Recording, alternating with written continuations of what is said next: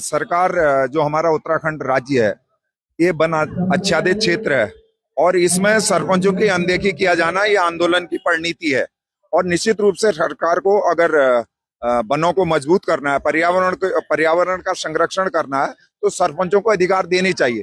इनका मानदेय का मामला है, इनको और तमाम वन अधिकारों से संबंधित जो मामले हैं उस पर सरकार लगातार अतिक्रमण कर रही है। इनको स्वतंत्र रूप से एजेंसी के रूप में काम करने का जिम्मा देना चाहिए। वनों के संरक्षण के लिए इनको बजट जारी होना चाहिए, इनको मानदेय मिलना चाहिए, इनके खातों में डायरेक्ट पैसा आना चाहिए जो भी योजना है। लेकिन वन विभाग इसमें सारा खुर्द-बुर्द करके, भ्रष्टाचार करके, सारे पैसे को जो है अपने अधीन करके वन पंचायत के अधिकारों पर अतिक्रमण कर रहा है।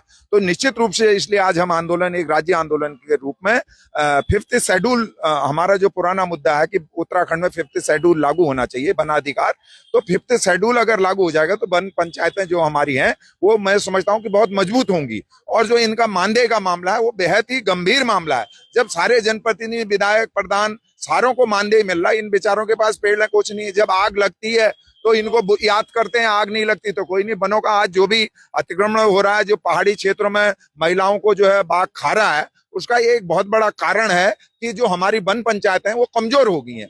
सरकार ने उनको कमजोर कर दिया क्योंकि ये रीढ़ होती थी, अपने हिसाब से लोकल अरेंजमेंट कर लेते थे। तो अब सरकार का इस ओर जब ध्यान नहीं है तो इसलिए आंदोलन की परिणति के रूप में हम आए हैं। और निश्चित रूप से मुझे ऐसा लगता है कि उत्तराखंड राज्य जो बहुत ज्यादा पूरे भारत में वन आच्छादित क्षेत्र है और यहाँ के वन पंचायत की सरपंचों को मांग को भारत सरकार और राज्य सरकार को सुनना चाहिए। अगर नहीं सुनती है तो ये सरकार, इससे बड़ी निकम्मापना कुछ नहीं होता। ये उत्तराखंड के हितों के साथ कुठाराघात होगा, धोखा होगा। ये जब से हम सरपंच बने, अभी मुझे 5 साल पूरे होने को जा रहे हैं, ना हमें कोई मानदेय दिया जाता है। जब वन पंचायतों में आग लगती है, ना हमारा बीमा है, ना हमें कोई ऐसी राशि दी जाती है कि हम अपने वन पंचायतों को सुरक्षित कर पाए, ना हमारे पास कोई उपकरण होते हैं। हमारे जंगल जब धक धक जलते हैं तो ये समझ लिया हमको कितनी पीड़ा होती है, क्योंकि उन बच्चों को जिन्हें हम वृक्ष न मानकर अपने बच्चे मानते हैं, उनको जब जलते हैं तो बड़ी मन में पीड़ा होती है। कहीं से कोई हमको सहयोग नहीं है और सरकार की अनदेखी हमारे प्रति समझ ही नहीं पा रहे हैं क्यों हो रही है। सन 1931 से हमारा पद है, हम कह रहे हैं हमको हमारी पुरानी नियमावली दे दो जिसमें हमारे पूर्ण अधिकार हैं, लेकिन सरकार हमारे साथ छलावा करते जा रही, हर बार नियमावली को बदलते जा रही। पहले हम प्रदेश में थे, अब उन्होंने हमको केवल जिले में सीमित कर दिया है। हमारे यहाँ परामर्शदात्री के गठनों में बड़ी दिक्कत कर रही है। हम चाह रहे हैं हमारे चुनाव एक साथ हो, मानदेय दिया जाए। सरकार बार बार बात करती है कि हम पलायन रोक रहे हैं, लेकिन अगर मैं सोच रही हूँ अगर सरकार हमारे सरपंचों को एक उचित मानदेय दे देती है तो कहीं ना कहीं हमारा पलायन रुकता है। मेरा नाम निशा जोशी है, मैं अल्मोड़ा से हूँ। मैं कहते हैं सरपंच संगठन कुमाऊं की अध्यक्ष हूँ।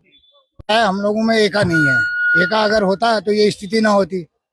6000 प्रधान है, उन्होंने अपनी मनमानी करवा रखी है। हम 11,000 है, हम कुछ नहीं कर पा रहे, केवल बिखरे हुए हैं, पूरे उत्तराखंड में फैले हुए हैं। 11,217 हमारी संख्या है, जिसमें हम ये चाह रहे हैं कि इनमें एकता आए। और 5 साल से मैं प्रयास कर रहा हूँ। अभी ये जो आप देख रहे हो ये मेरा ही प्रयास है जिससे आज ये इकट्ठा हुए हैं और मैं आगे भी चाह रहा हूँ कि ये लोग इस कार्य को करें। हमारी इस वक्त मुख्य मांग है मानदेय और दूसरा जो है हमें सहायता दी जाए। 2 हमारी मुख्य मांगे हैं, बाकी तो जो जनरल है वो पूरी हो जाएंगी। गणेश चंद्र जोशी, सरपंच वन पंचायत मयोली, धौला देवी ब्लॉक, अल्मोड़ा।